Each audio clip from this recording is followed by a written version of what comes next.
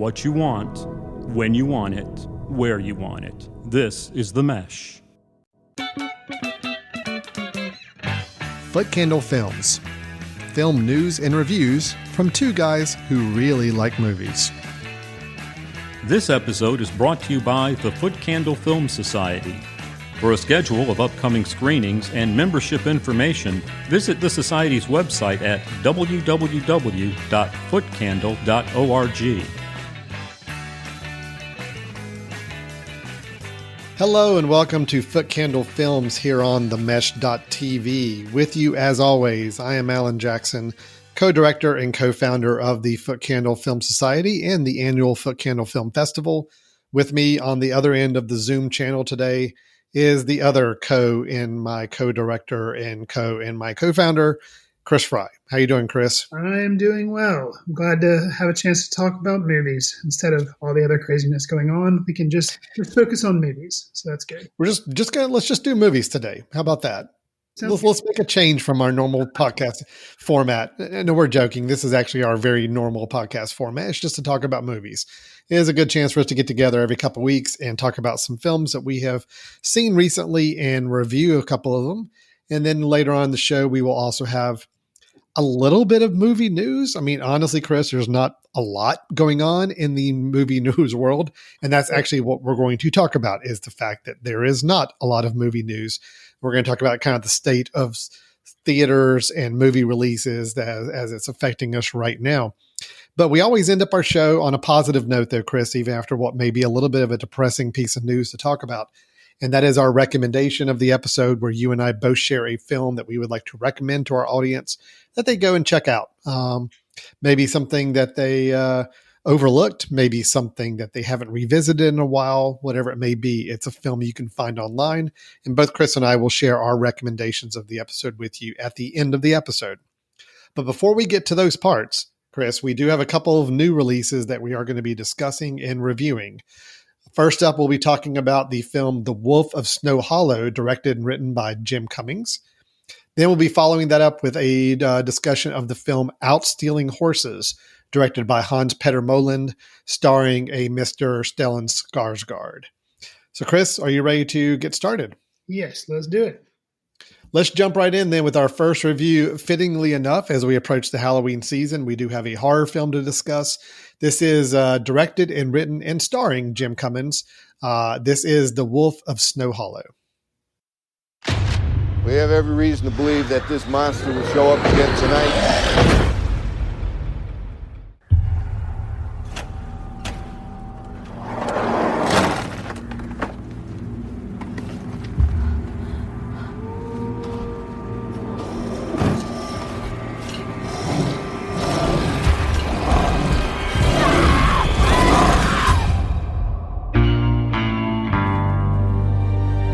I'm John, I'm an alcoholic. I've been in the program now for 6 years, sober for 3. This is scary. It's new. I never saw a body like that. There's gonna be a lot of late nights and overtime because of the brutal murder that happened in town, and I didn't want to set up expectations that I can't keep. Our expectations of you are very low. Spans of the bites are gigantic, same as the distance of the paw prints. It's a wolf, or maybe it's a werewolf. No, let me just make this perfectly clear. There is no such thing as werewolves. So Jim Cummings made a name for himself. He had a short film that was called Thunder Road and came out in about 2016 or so. He then developed that into a full-length film called Thunder Road that came out in 2018, and it centered around a police officer struggling to kind of figure out what was going on in his life. He was getting a divorce from his wife. He was trying to focus on child custody. It got really messy. It was a drama, but it still had notes of comedy in it, specifically coming from Jim Cummings, who was playing the main character, the main police officer. Now with Wolf of Snow Hollow, the storyline behind this movie is that terror grips a small mountain town as bodies are discovered each full moon. Losing sleep, raising a teenage daughter, and caring for his ailing father, Officer Marshall, who is played here by Jim Cummings, struggles to remind himself there's no such thing as werewolves. In IMDb, this movie is listed as a comedy, a horror, and a thriller.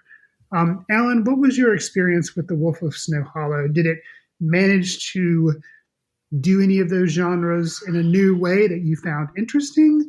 Or what were your thoughts overall on The Wolf Yeah. of Snow Hollow? No, I can cover this pretty easily. You mentioned comedy, horror, thriller as kind of the listings in the official online website genre specifications. I think it did all three pretty well. I actually really had a fun time with this film. Okay.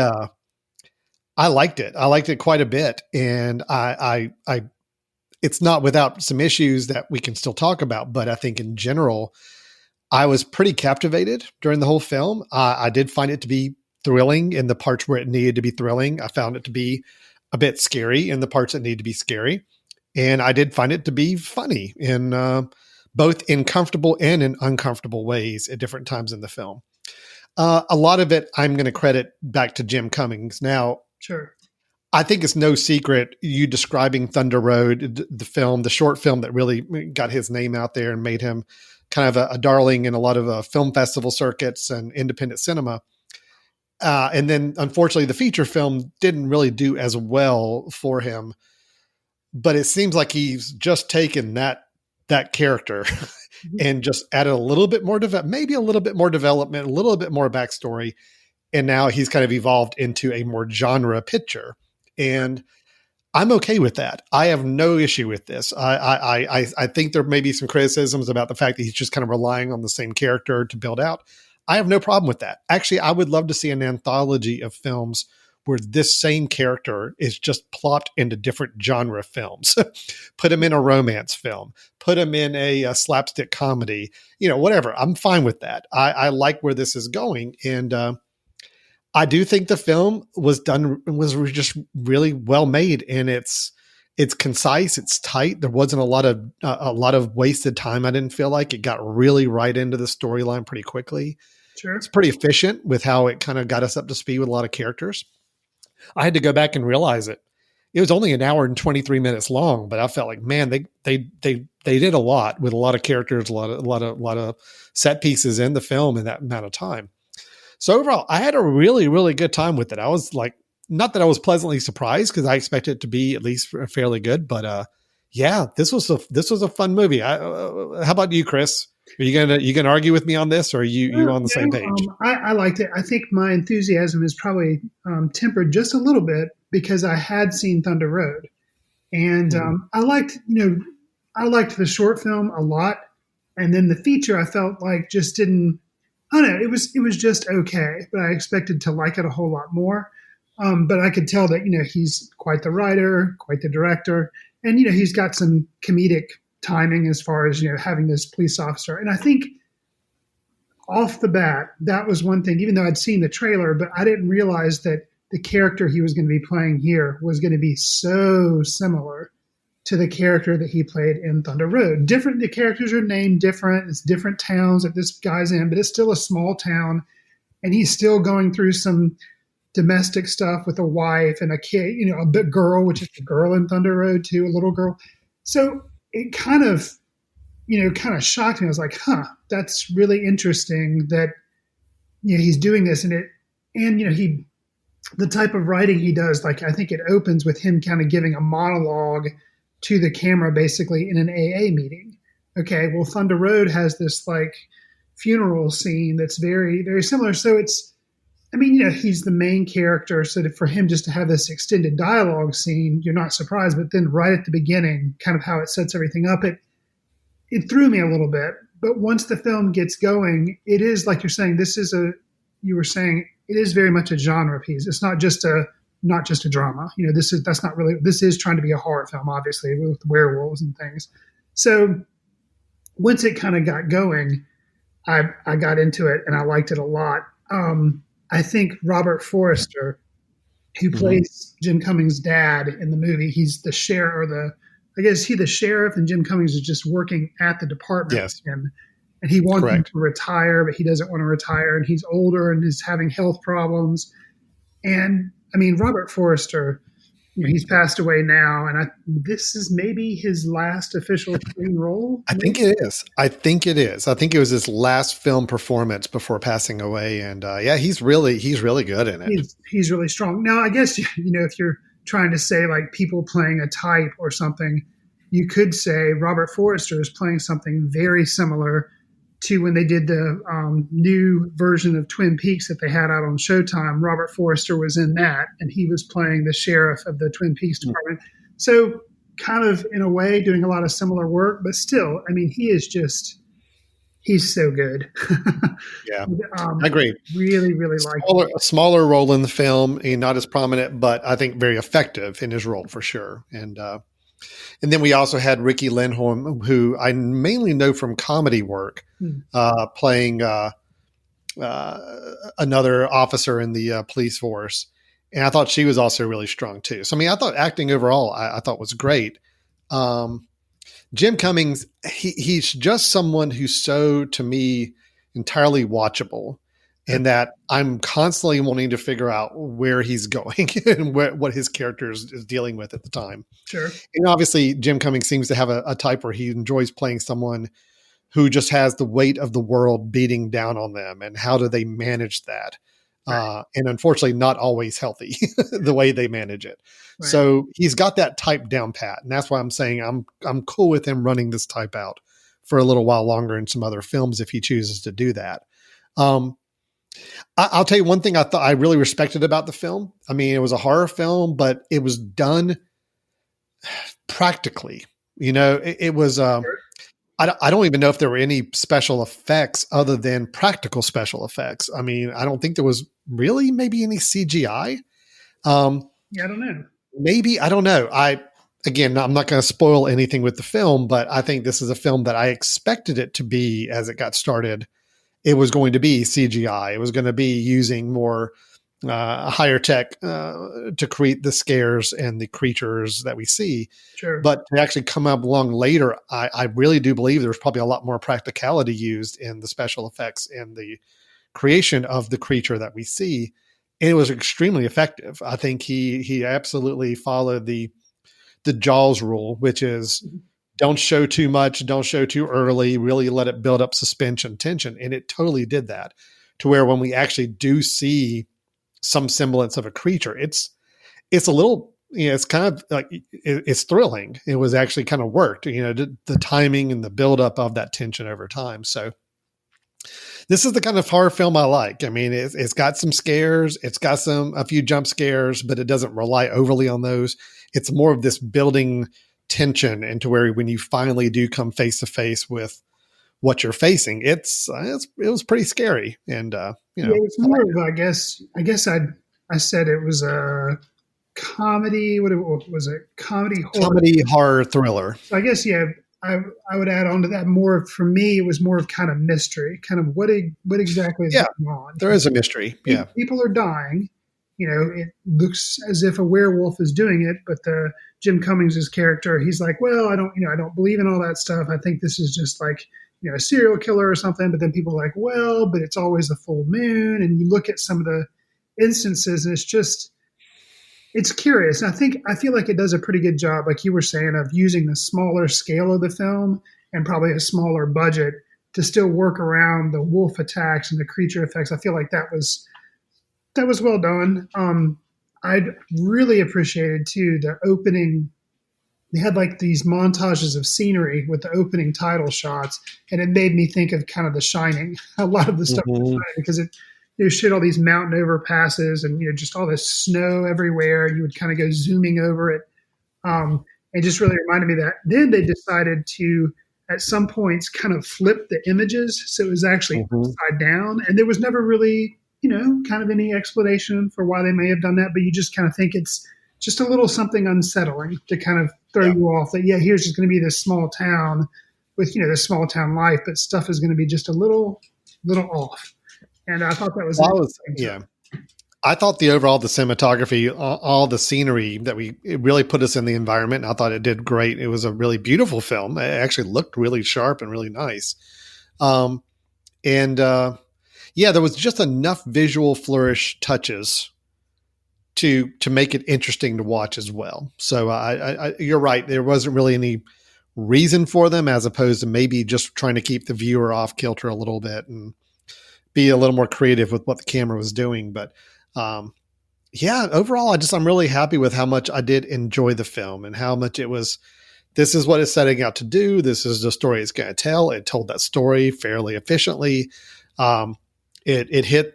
It was a mixing of tones. Sometimes did the tones always mix right? I could see some viewers having some struggles with it because the tone does vary widely from scene to scene.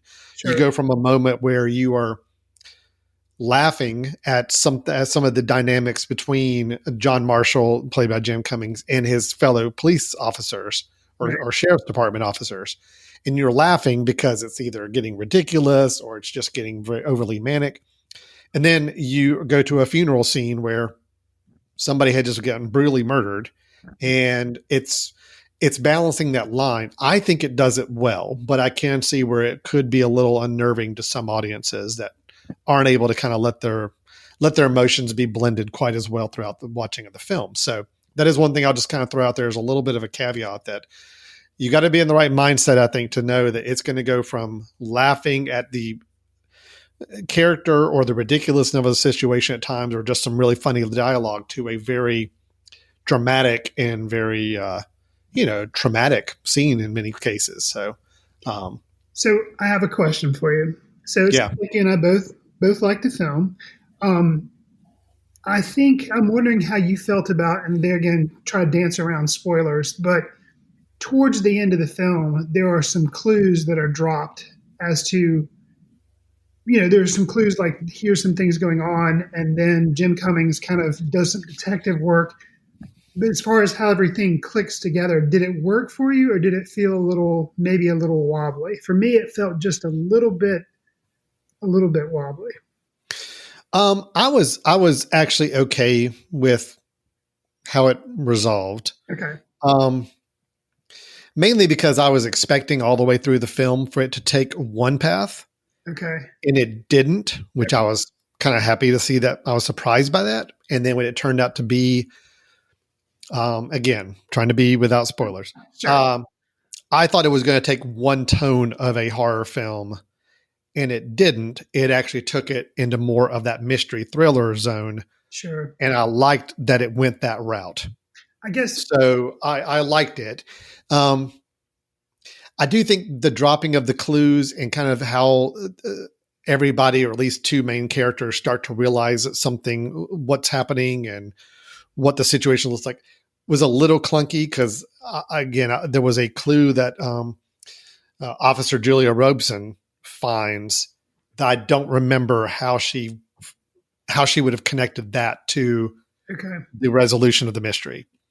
And I found myself a little puzzled, thinking, I don't remember that ever coming up. I don't remember that being something that would have triggered this revelation. But outside of that, it being a little clunky to get there, I thought overall what it did end up with, I was very happy with.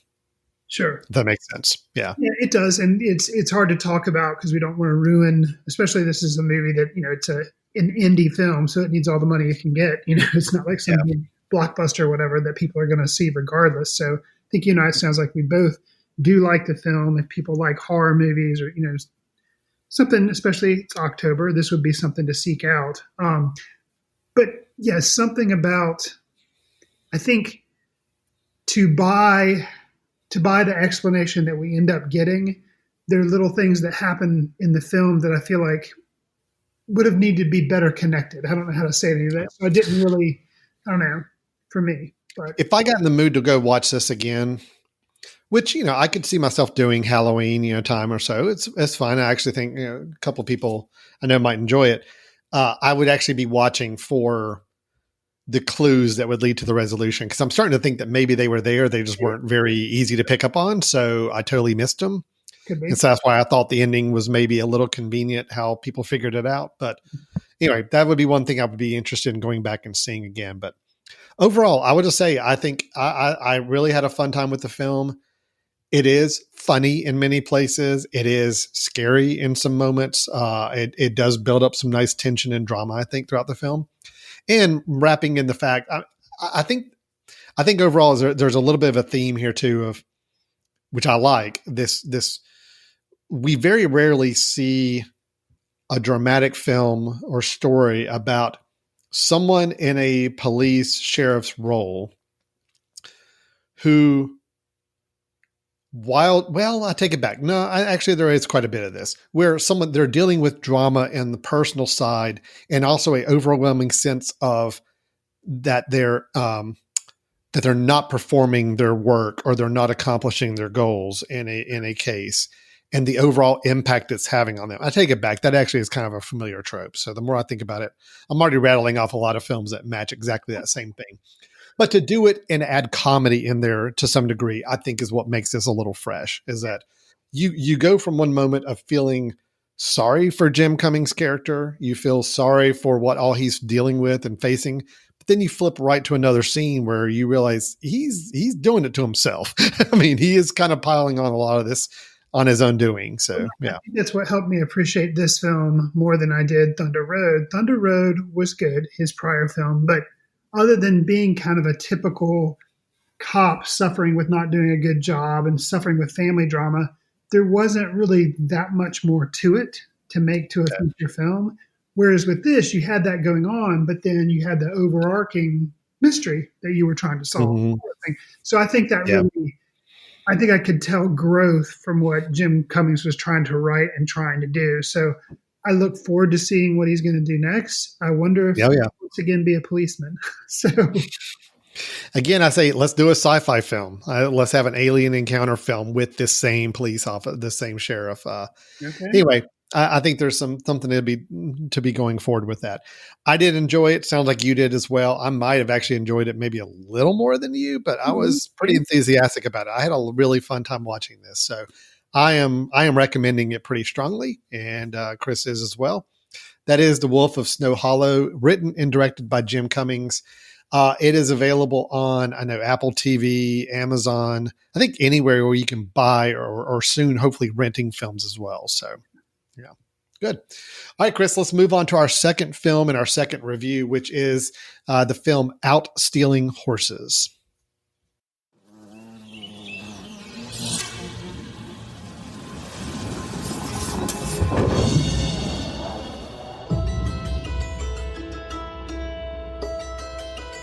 Nu är jag plötsligt säker. Lars är Lars. Även om jag sist såg honom 10 år gammal.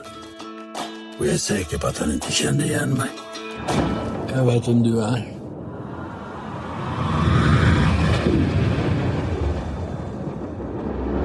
Jag vet vem du är också.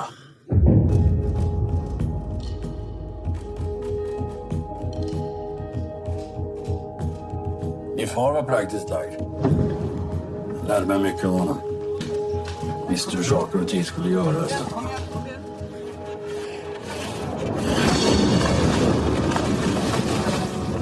Jag såg det såg ut när jag var 15 år. Och det försvann i mitt liv.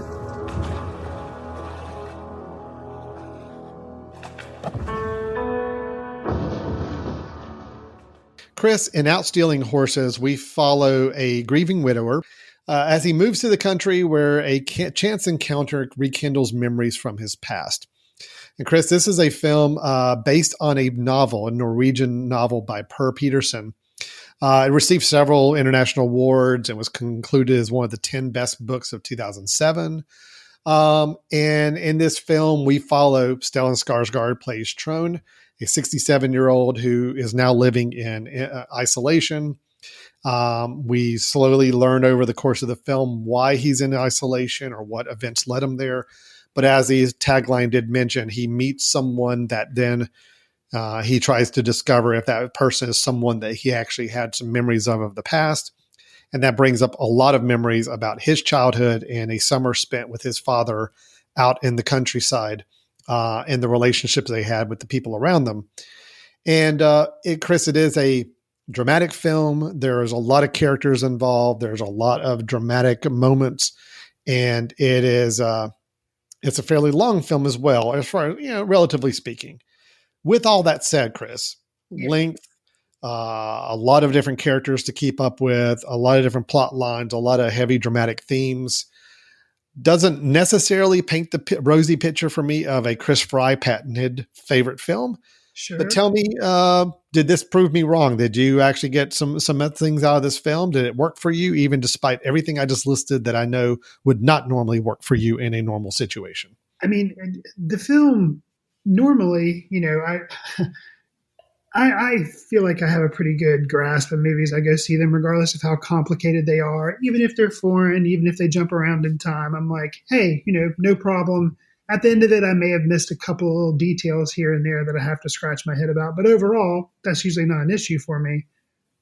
This movie confused me so much. I mean, I'd known going in that it was based on a book, but my goodness, I feel like I should have had a set of cliff notes to use as I was watching this movie, because it does jump back and forth in time so much. And, reading the subtitles didn't help. So I would kind of get lost and like, is he supposed to know this person? Is he not supposed to know this person? Is this, where in his past is this? Has this event already happened, or is it actually jumping around within his past as well? Like, it just was pretty jumbled for me.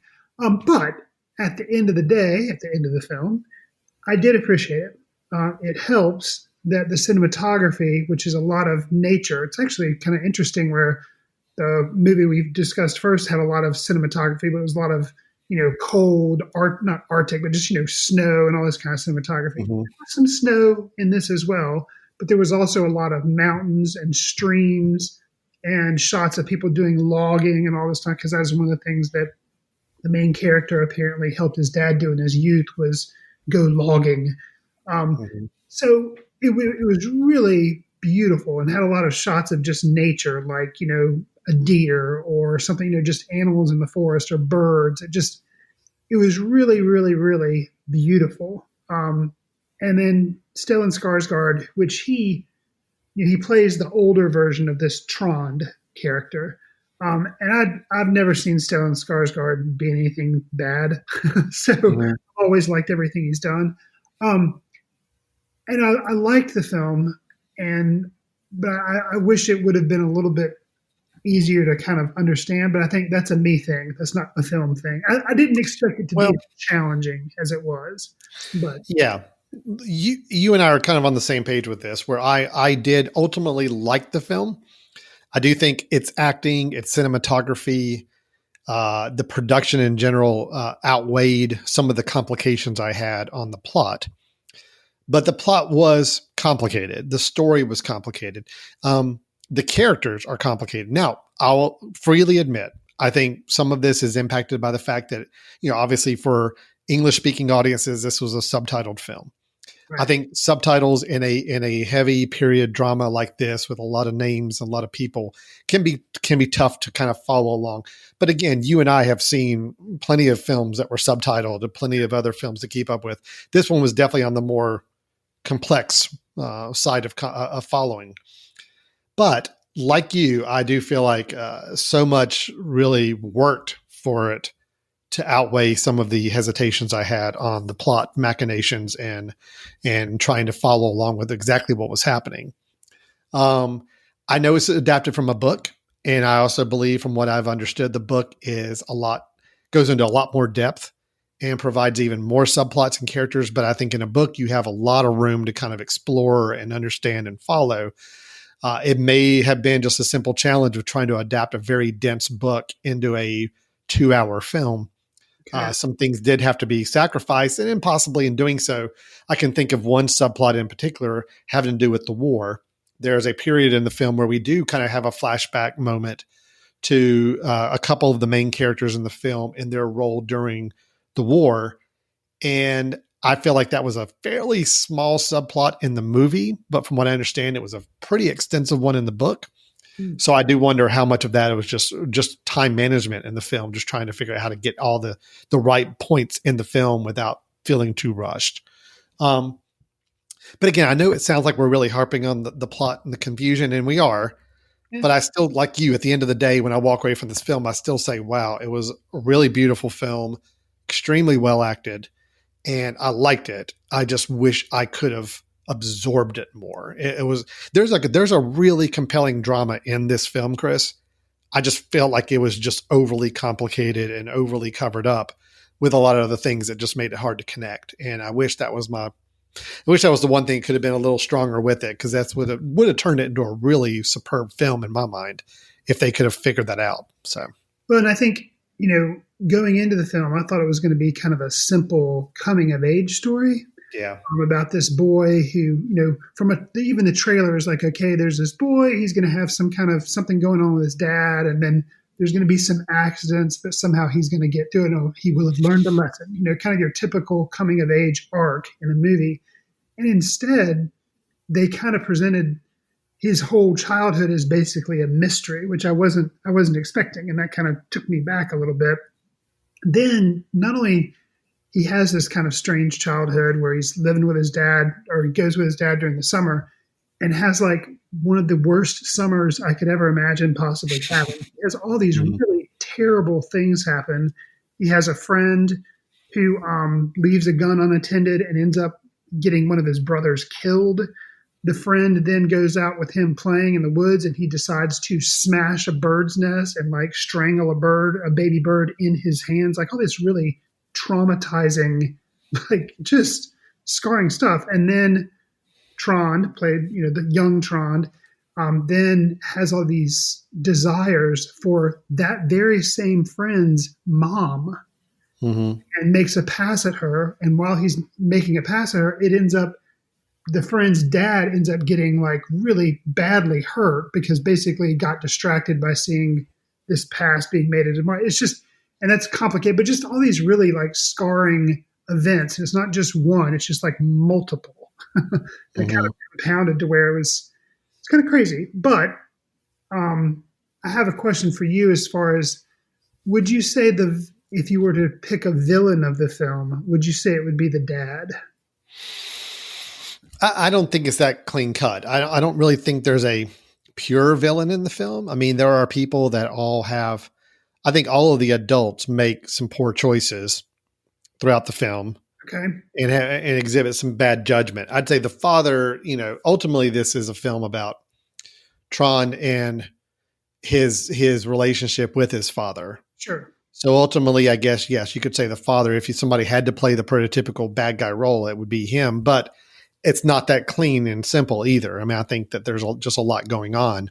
If anything, there is a hero in the film that we don't even meet until like the last 15, 20 minutes of the film, the last several scenes, I feel like. So overall, though, I did like it. I did admire what it was trying to do. I did admire it for playing with the time periods and playing with the adaptation of the book. I felt like it bit off more than it could chew for a 2-hour film, if that makes any sense there. Yeah. Yeah. I think for me, we watched this movie like over a week ago, and I've had time to sit with it a little bit. And the more I think about it, and I guess the more I've been able to think about it and try to process everything that was going on, I think I do end up liking it more. Yeah. And it comes from a central theme that the father the father, who I think is pretty much, he's kind of a jerk, makes some poor decisions, treats Tron badly at some points. But early in the summer, when they go to this cabin and they're like clearing the area away, Tron doesn't clear up some nettles because he just, he's like, oh, those are like, briars or whatever. I'm going to steer away from those and, not do it. And his dad's like, come on, we decide for ourselves when it hurts. And he rolls up his sleeves and go over there and just, plows through the nettles like it's no big deal. So it's like he's trying to, teach Tron how to be a man. Well, at the end of the film, some things happen and Tron kind of has a new spin on that, where it's like, he's deciding, I'm not going to let this hurt me. I'm going to take what's happened to me and kind of move on and, decide not to let it hurt me and make me a better person or something. It's kind of weird without explaining exactly what was happening in the movie at that point. But I thought that was an interesting takeaway, I guess I should say. Yeah. I will say we've had a couple of members of our film society who we hosted this as a screening past week and came away really affected by the film. I've talked to a couple of people that really felt like it spoke to them. They really felt like they got a lot of messaging out of the film. So it is working. I think as a film overall, it does work. You've really got to be patient. You really got to be diligent in following what's happening and why. And probably there's some value to be had doing a little after viewing, reading a little bit too, to kind of connect some of the dots and make sure you understood kind of what was happening plot wise in the film. I mean, I know one of the things you and I did was we went to Wikipedia and actually read the timeline where it puts it in a linear fashion. Like, oh, okay, here's the stuff that was happening. So that kind of helped it a little bit. But if what Chris and I just described sounds like way too much work for you as a viewer and that you don't really want to put any extra effort beyond the 2 hours watching, this may be a tough film, challenging film to kind of get into and really appreciate its full level. So that being said, overall, I am recommending Out Stealing Horses. I do think it's worth seeing for the cinematography, the acting, overall production value. I think it's definitely worth watching. My caveat is just know that it's going to be a complex watch and it might warrant some after viewing reading up to really get the full appreciation of it. The one thing I'll say to listeners as well, as far as, whether or not they would be interested in seeing the film, the whole time I was watching it, it reminded me of some other books that I've read, and these have been made into movies. John Irving, who wrote Cider House Rules, World According to Garp, and Prayer for Ellen Meany, all of those have been made into some type of movie. And he often takes, somebody who's growing up and has these really horrific things happen to them, and somehow they become, it helps them grow up and they become a better person. The only thing is usually John Irving has a little bit of humor kind of woven in there, and this film didn't have that. It was pretty stark. But it reminded me kind of like a John Irving novel translated into a film. So if you're familiar with his work at all, and what Alan and I have said hasn't scared you away, then you might like it. Yeah. So overall, we're going to recommend it, just with some caveats and some things to be mindful of if you decide to dip your toe into this film's water. But that is Out Stealing Horses. It is also available online at the time of this recording, so you can still rent it or watch it or buy it on any of the major streaming platforms right now. This is one of those films, Chris, that I know that they were, I think you'd mentioned or told me in passing that it was this country's submission to the foreign film category, international film category last year, and did not make the cut. Right. I would imagine that with scheduling a more formal release in March, April, May, like they did, and obviously with theaters closing down, this is one I'm sure there were some hopes to try to push it out closer to a true award season, and just got that kind of shanghaied, unfortunately, away from them. So now they're pushing it out online like most other films are having to do or want to do right now. So, all right, that is Out Stealing Horses by director Hans Petter Moland. Chris, we're going to take a really quick break, and when we come back, we are going to talk a little tiny bit of movie news, the best we can kind of hope for right now. And then we are going to close out the show with our recommendations of the episode. Chris and I both sharing a film recommendation for you and describing why we are recommending it this episode. So stay tuned. You're listening to Foot Candle Films, and we'll be right back in a moment. This podcast is sponsored by Jackson Creative, a custom communication agency located in downtown Hickory, North Carolina, specializing in online content creation. To learn more, visit thejacksoncreative.com. Jackson Creative, we tell your story. Welcome back to Foot Candle Films here on themesh.tv. Alan Jackson and Chris Fry, both with the Foot Candle Film Society and Foot Candle Film Festival, here with you. We finished our first half of the show where we did reviews of the films Out Stealing Horses and the film The Wolf of Snow Hollow. Both of them getting recommendations from us. I think we were probably a little higher on Snow Hollow, Wolf of Snow Hollow, just as far as an enjoyable film, something fun to watch.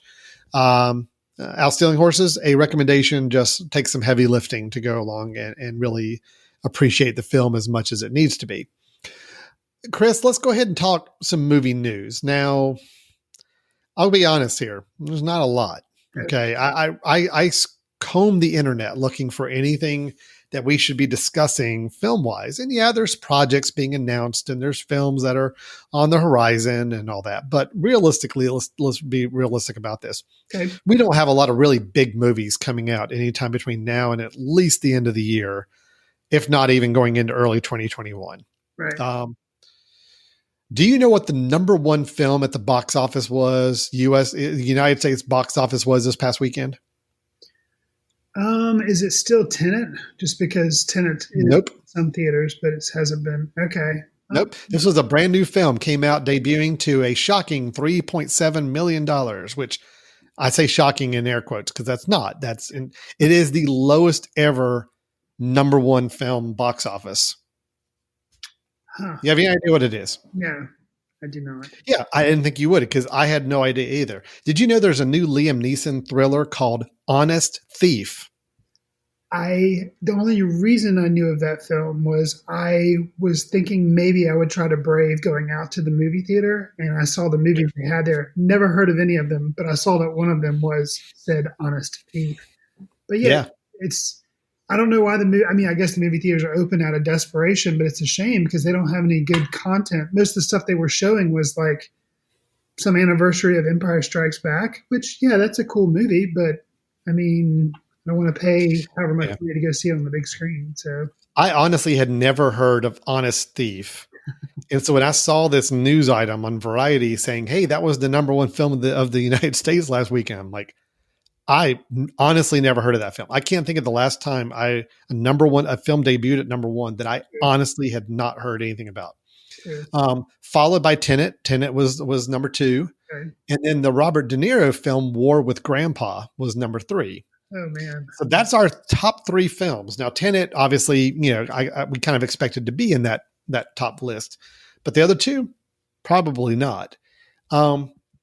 Tenet, is still kind of the bellwether that we all looked at. That was the first big release to go back to the theaters, and it's only brought in $50 million United States, which normally a brand new film would make $50 million in its opening weekend. Tenet's been out about 3 weeks now. Right. Actually, no, it's been in 7 weeks of release. 7 weeks. So total. I mean, it wasn't, some movie theaters weren't open. Right. It was like obviously in a much more limited capacity for the first few weeks, but 7 weeks total. And it just brought in 1.6 million this past weekend. So that's like nothing. Wow. Now internationally it's made 333 million because other countries have, opened up their theaters a lot quicker than we did. Right. So this is just, and then add on to that, Chris, the news about AMC theaters. I think what I read is that they're again at a cash shortage. They are not expecting to have much more cash to run for that much longer at this pace it's going right now. It's depressing. It's disappointing. It's very concerning about the movie theater business right now. Sure. Right. So what, Chris, what is the next big film we know of that's supposed to be coming out? Big, when I say big film, like big, like tent pole, like, people are actually looking forward to and will make plans to go see. What do we have? The only one that I know of that is still, I think, supposed to come out was Wonder Woman 1984, because all the other ones I feel like have been kicked to sometime in 2021. Yeah. And then Wonder Woman's been pushed several times already too. Now it's saying Christmas Day 2020. Right. So December has still got that film. And I think there's a couple others that have kind of targeted that same idea window, but we're still over 2 months away from that at the time of this recording. So anything could still change. Right. It's true. I mean, I hate to be the negative one here asking this question, but I mean, do movie theaters in the traditional sense survive through this? Because we've now seen that, a movie theater chain, one of the biggest in the country, AMC, it was shut down for 5 months, maybe about 5 months. I think and that almost killed it. And now it's opened back up, but with all these caveats and low attendance and a lot of apprehension from moviegoers and everything else, and big movies being pushed back. And now it's been open for, at least here in our area, it's been open for the last few weeks, but now there are already rumors that it's going to be closing back down at some point in the future because they just can't keep it open without good new films and without a big audience. So. Yeah, I feel bad for the movie theaters, but as I mentioned, I was going to go, but there was nothing there I wanted to see. So I kind of feel like they're up against a wall because they're like, well, we can open back up, but nobody's going to come see it because they're movies they've never heard of, or, Wonder Woman's not coming out until December. So what do we show? We've still got, 2 months 2.5 months. We've got the rest of October, all of November, and then right up until the end of December. What are we going to show until then? Because people, even though you and I both want to get back into the theater, we love watching movies, but we really love watching them in a theater. Yeah. Watching them at home, it can be kind of nice because you can, watch it on your couch and, have dinner while you're watching a movie or something, but it's just not the same. And I did get to see Tenet in the theater, but it was really strange and it was all socially distanced and it made for a really odd viewing experience. But I shudder to think that I'm going to have to see Dune when it finally comes out in 2021. I'm worried that I'm going to have to see that at home because I feel like more and more with the Wolf movie that you and I watched, Wolf of Snow Hollow, it came out, but it was $20 to rent.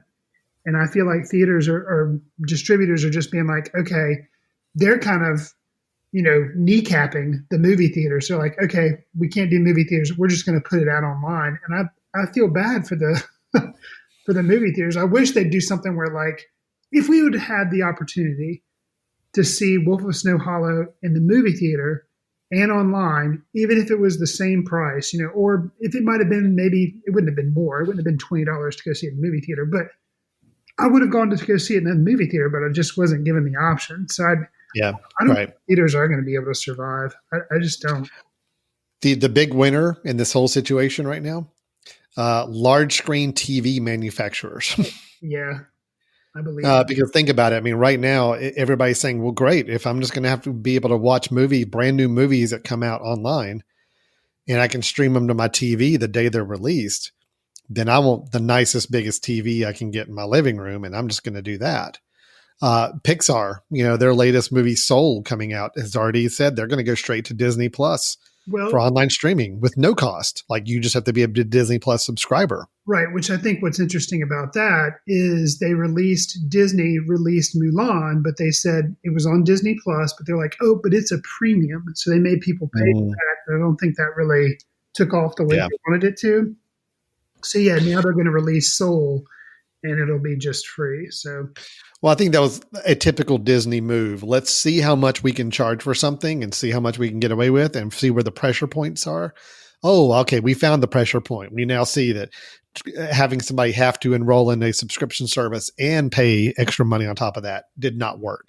So now let's drop down to the next tier, which is where we just want subscribers to our service. Cause that's a long going, nice revenue stream for us on a monthly basis. So yeah, it's some weird stuff, man. I'm wobbling between depressed and worried and everything else, because I mean, movie theaters are a big part of our life. And, I think that the whole community experience is still something it's hard to replace.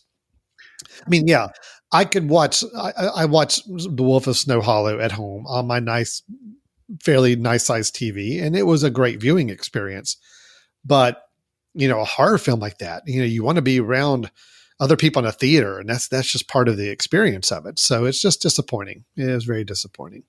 Well, I think if I had to guess, I hope we will have movie theaters, but I think they may end up having to shut down again. And then once everything is done with the current situation and the pandemic and everything, I think movie theaters will open, but I think there'll probably be a lot fewer.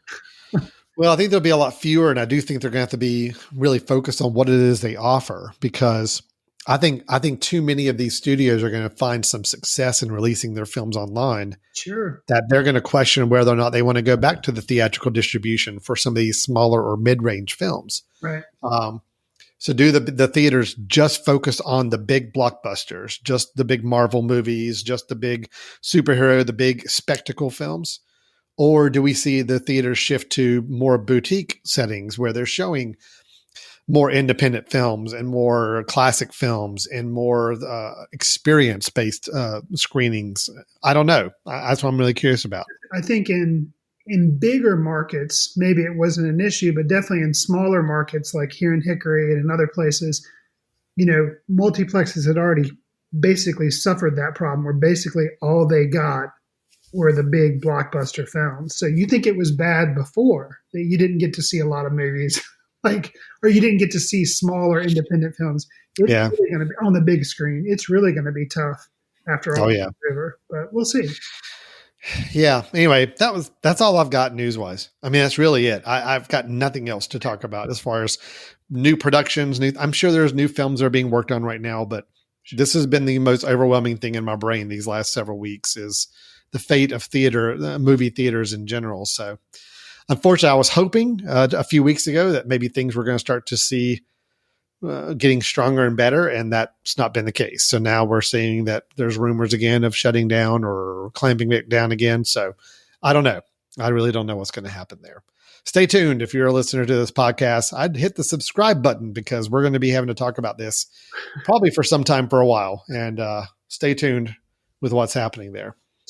Chris, why don't we try to get off this sour, depressing, upsetting note, and let's talk about something a little more fun. Let's recommend a couple films. What do you say? Okay, we can do that. Great. So this is our recommendations for the episode. Chris and I both, either in the course of watching things in recent history or just recalling films that we feel like maybe need to be revisited or should be acknowledged.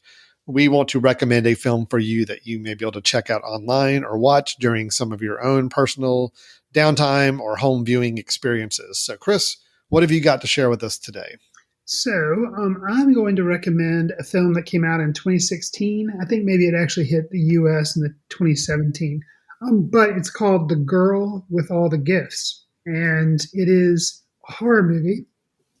And it's an action kind of adventure movie as well. But it's a zombie film. And typically you might be like, it's just another zombie film. Well, it is, but it has kind of a unique spin on it where the world has been infected with this fungus that turns everybody into zombies. Okay, that's pretty typical. But there are some children that have been infected with it, but they haven't been gone full zombie. So within them lies like the hope that maybe it can save mankind. And so the central theme around the movie is basically them trying to figure out how they can get this girl that is part zombie, I guess, and try to figure out what they can do to try to save mankind. But there are some evil scientists involved. Glenn Close actually plays an evil scientist, which is awesome to see in kind of a non-typical Glenn Close role. But it's really good, and the ending, I'm not going to spoil it, but the ending of this film I thought was pretty masterful. So, and it was unexpected. It was unexpected for me anyway. So, The Girl with All the Gifts came out in 2016. Okay, very nice. I was not familiar with that one at all, so I have now added it to my watch list. And you can get it everywhere. It's on Netflix. You can probably get it from Apple. Well, Chris, that's great. I appreciate that. I'm going to recommend a film that you've all seen, and it's not like I'm bringing up a film that's like a hidden gem or something like that. This was a pretty popular film at the time. It's been remade. It had sequels, but a couple of stark things have caused me to bring it back up now. Okay. It is a horror film, and obviously we're in October, so we're kind of thinking all horror films in general. Sure. It was one that was pretty impressionable for me as a child because I think I was 10 when it came out. It was rated PG when it came out, which is kind of crazy when you think about it now, but this was before PG-13 and also where the PG was a much broader range of films that came out. Okay. Like I said, it was remade, but the reason it brought back up to me and I had to kind of do a little quick revisit of it is I did go to a haunted house trail outdoor haunted experience thing for a shoot just in the last few days. And there is a part of this haunted trail that is taking you into a carnival type experience with clowns. Now, I do not do well with the idea of clowns in general in in the horror sense. I The whole idea of twisted, demonic, or psychotic clowns, I do not do well with at all. Okay. So, but what it did bring to mind, I did okay at the Haunted Trail, by the way. I was okay. I was very professional. I shot what I was supposed to shoot, and I did not let it get to me. But it did make me think about the classic film Poltergeist. And I do want to recommend this because unfortunately there was a remake just a few years ago that didn't really do that great. And my understanding is I never saw it, but everything I read is that it was a little bit, it just didn't really have quite the impact that the original did. Okay. But I think the history of this film is just as fascinating and worthy of going back to see. 1982, it's directed by Tobe Hooper. Now, there's a lot of controversy about did he really direct the film or did Steven Spielberg direct a lot of it? Right. Because Steven Spielberg is a producer on the film. But I tell you, you watch this film, man, it has got Steven Spielberg's fingertips all over all fingerprints all over this film. Okay. Even the look of the film and the child actors and just so many things that Spielberg really excels in. I'm pretty confident that Spielberg directed a good chunk of this film. That's just where I believe, because I've seen other films that Hooper's done and they're fine, but they don't have quite the look and feel that this film does. Sure. For those not familiar, Poltergeist is a story of Steve and Diane Friedling, who their 3 children. They move into a house in a neighborhood. He sells houses, and the company he works for built the neighborhood they're moving into. They start having some odd things happening in the house. Some odd things that are kind of fun for a little while. Things are moving across the floor, but then it starts building and building, and it truly is the haunted house idea. But it goes a little deeper in that it's truly about a house being possessed by otherworldly forces. And to the point where when the youngest girl's abducted basically by these forces, things get really, really traumatic at that point. The film's known for some classic scenes. Of course, you've got the Carol Ann, of hands on the TV set, talking to the other forces through the TV signals. The clown sequence, as I mentioned before, was especially traumatic for me at that age. Even a tree coming to life and terrorizing one of the children. You watch it now. Some of the effects, some of the things definitely do not hold up, which you could expect. This was before CGI. Everything was practical.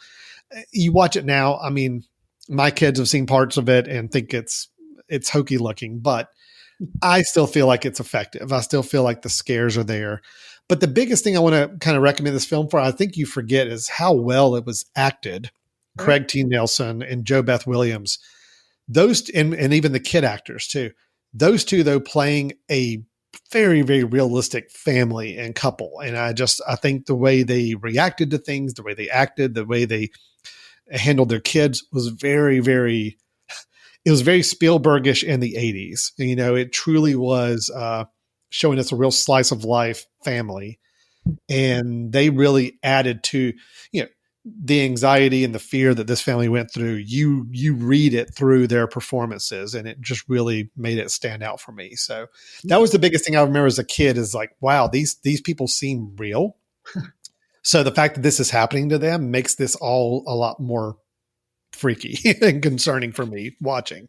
When you don't believe the main characters that the traumas are happening to, it's really hard to be invested in it. But I always thought they just were really, really sharp and great in their performances here. So anyway, it made a big impact on me. It is Halloween season.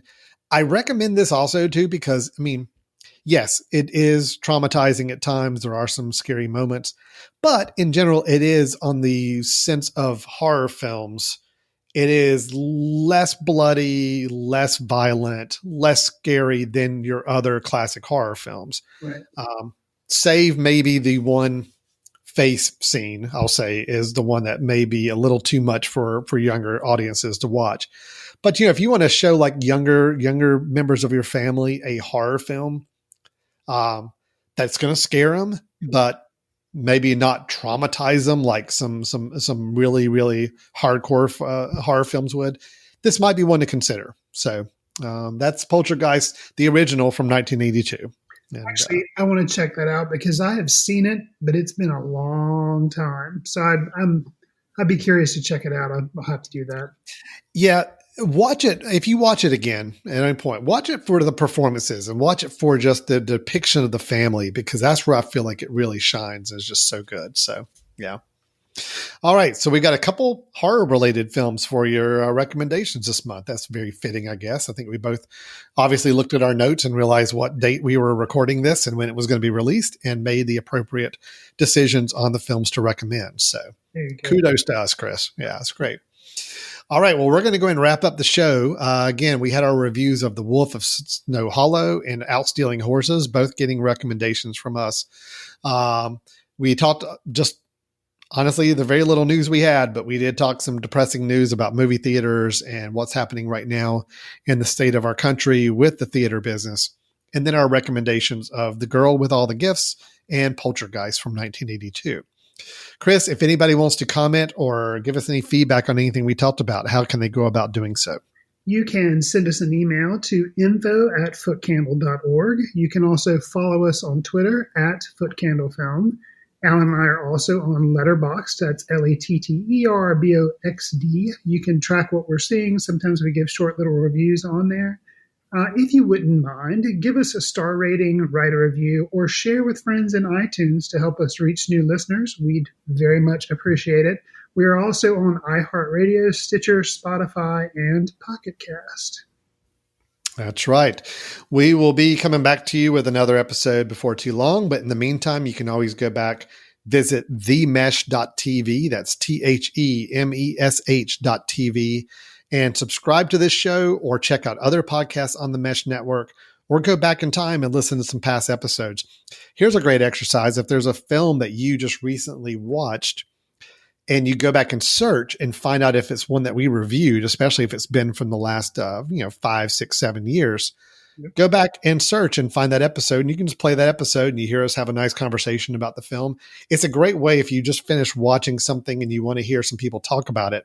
There you go. Again, if we don't have the theater experience where you can walk out the theater and be talking with people that you go to see the film with, let us be that surrogate in the meantime, and let us be that post theatrical viewing discussion that you may be missing right now. So, all right, Chris, well, let's go ahead and wrap it up. Thanks everybody for listening, and we'll look forward to talking to you next time. See you socially distanced in the ticket line. Watch films in the company of like-minded people in the dark. Watch films in the underground. We won't let anyone know where you are. The films that don't make it to Carmike at the mall, or ones that were famous when Grandpa would watch films out of the reverence of the heritage of an art. Watch films through the courtesy of Foot Candle Film Society. Special thanks to Carpal Tuller for the show theme music. For more about Carpal Tuller, visit www.carpaltuller.com. You've been listening to The Mesh, an online media network of shows and programs ranging from business to arts, sports to entertainment, music to community. All programs are available on the website as well as through iTunes and YouTube. Check us out online at themesh.tv. Discover other network shows and give us feedback on what you just heard.